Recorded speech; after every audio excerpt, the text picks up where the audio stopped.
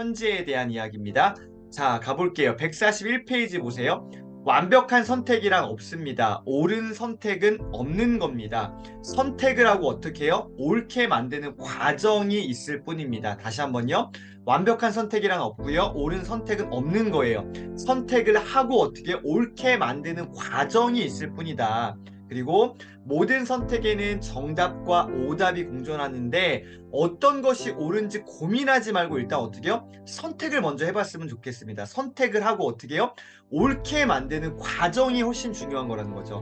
무엇이든 일단 선택을 해보고 내가 옳게 만드는 과정으로 만들어 나가면 됩니다. 선택을 어떻게 옳게 만드는 겁니다. 팁을 하나 드릴게요. 선택을 하고 그걸 옳게 만드는 과정에서 가장 중요한 게 뭐냐? 바로 돌아보지 않는 자세입니다. 선택을 했습니다. 그럼 어떻게 옳게 만들어 나가야겠죠. 근데 거기서 제일 중요한 게 뭐라고요? 돌아보지 않는 자세라는 거죠. 뒤돌아보지 않는 겁니다. 그냥 밀고 나가는 거죠. 자꾸 후회하고 그거 그때 이렇게 했어야 되는데 네, 한 번쯤은 그렇게 할 수 있겠지만 딱 그만하시고 어떻게 해요? 돌아보지 않으시고 그냥 내가 결정한 거 밀고 나가셨으면 좋겠어요. 142페이지 어느 하나를 선택하고 그 선택을 옳게 만들려면 지금 있는 상황에서 무엇이 최선인지를 생각하고 실천하는 게 제일 좋은 답이에요. 박웅현 작가님은 계속적으로 강조하고 있습니다. 뭔가를 내가 선택을 했다. 뒤돌아보지 말아라. 그냥 밀고 나가라. 그리고 지금 있는 상황에서 무엇이 최선인지를 뭐하고요? 생각하고 그거 어떻게 해요? 실천하는 게 제일 좋은 답이다. 자, 앙드레지드의 지상의 양식에서 앙드레지드 이렇게 이야기하고 있습니다. 나는 지금 내가 차지하고 있는 이 공간적 지점에 시간 속에 이 정확한 순간에 자리 잡고 있다. 나는 이 지점이 결정적이지 않은 것을 허락할 수 없다. 이 공간적 지점에 이 시간 속에 정확한 순간에 나는 지금 자리하고 있다. 이 현재를 온전히 살아내고 있다라고 이야기합니다.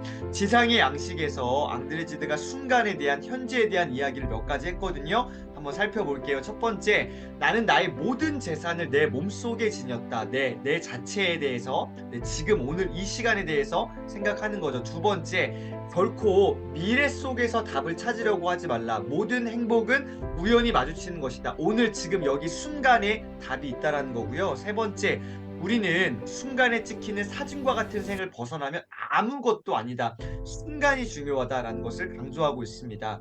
우리 생의 각 순간은 본질적으로 다른 것과 바뀔 수가 없다. 네, 나라는 어떤 이 자체, 우리의 인생이라는 것, 이 순간 본질적으로 다른 것과 바뀔 수가 없는 거죠.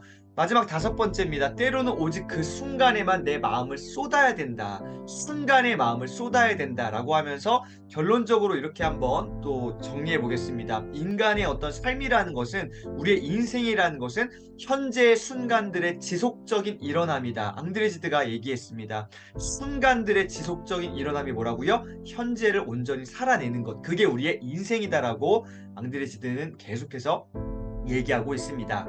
어떤 순간이 보배로운 순간인지는 모릅니다. 그러니 그 순간을 우리가 어떻게 해요? 보배롭게 바라보면 되는 것이죠.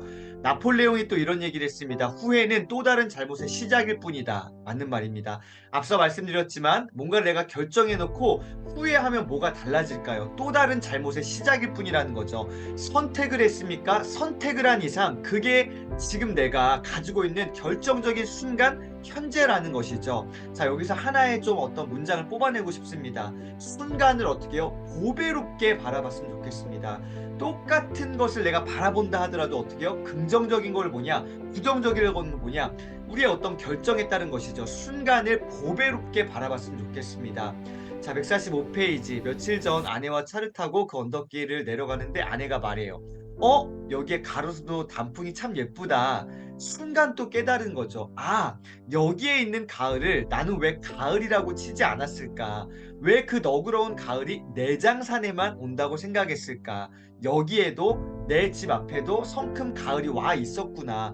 현재에 대한 무엇이요? 존중이요. 내 눈앞에 있는 것들에 대한 존중, 결국 견과 일맥상통하는데 그냥 흘려보내지 말고 존중해서 잘 보아야 된다는 거죠.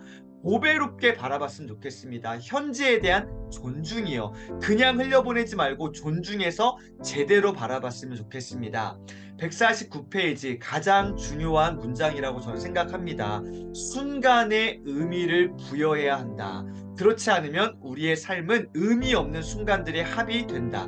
만약 삶은 순간의 합이라는 말에 동의한다면 어떻게 해요? 찬란한 순간을 잡으라. 자, 정리해 보겠습니다. 순간의 의미를 부여하시고요. 순간의 의미를 부여하시고 그다음 어떻게 해요? 찬란한 순간을 붙잡으라. 우리가 마주하는 삶의 이 현재라는 시간들이 순간순간에 의미를 부여했으면 좋겠습니다. 그리고 그 찬란한 순간을 붙잡았으면 좋겠어요.